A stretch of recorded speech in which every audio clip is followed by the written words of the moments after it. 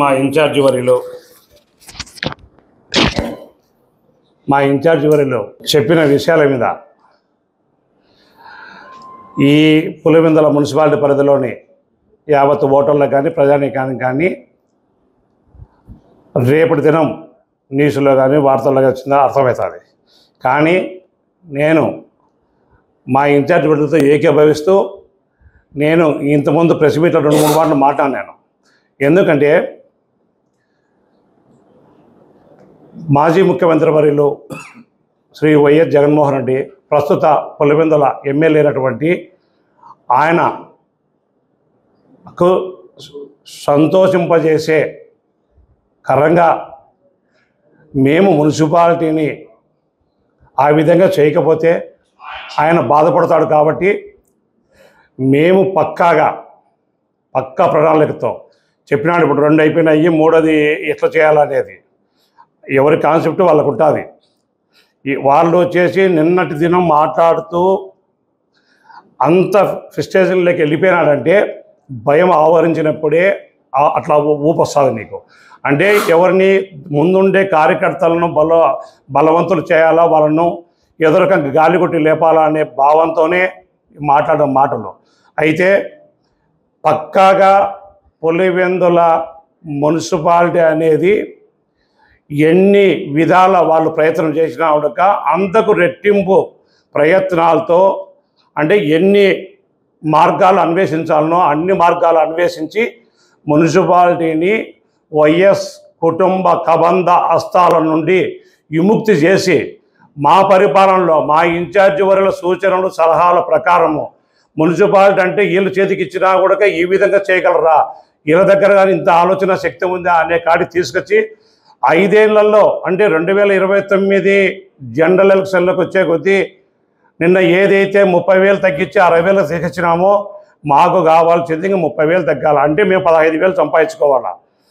ఈ కూటమి ప్రభుత్వము ఏదైతే ఉందో ఇన్ని సంక్షేమ పథకాలు అభివృద్ధి పథకాలు 2 జాయింట్గా మా ఇన్ఛార్జి వరిలో దేశాల నుండి ఏదైతే చెప్పిన మాట ప్రకారము ఎక్కడ కూర్చున్నా కూడా పులివెందులు కనబడుతుంటుంది. కాబట్టి ఆ ప్రతిభ ఉంది. కాబట్టి కార్యకర్తలకు ఒక నమ్మకం భరోసా వచ్చింది.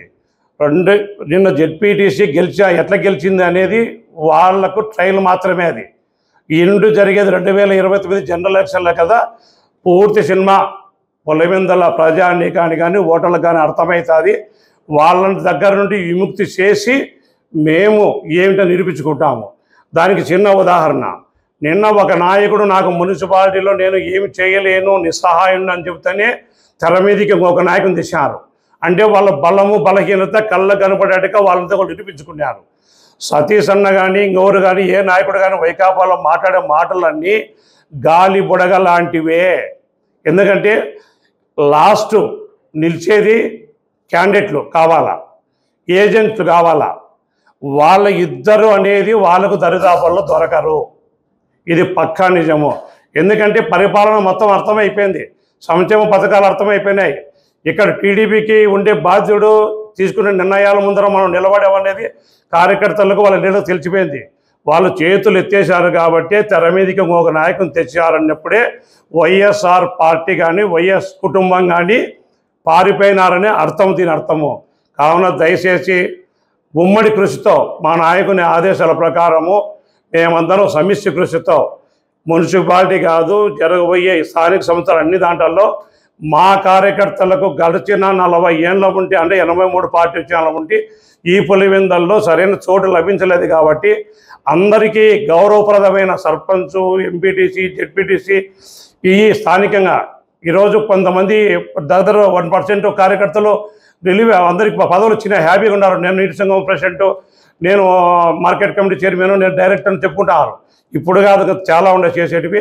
అవన్నీ చేసిన తర్వాతనే పార్టీ బలోపేతమయ్యి 2029లో సైకిల్ జడ్పీతో అసెంబ్లీకి వెళ్తుంది అని పక్కాగా మేము చెప్పగలము.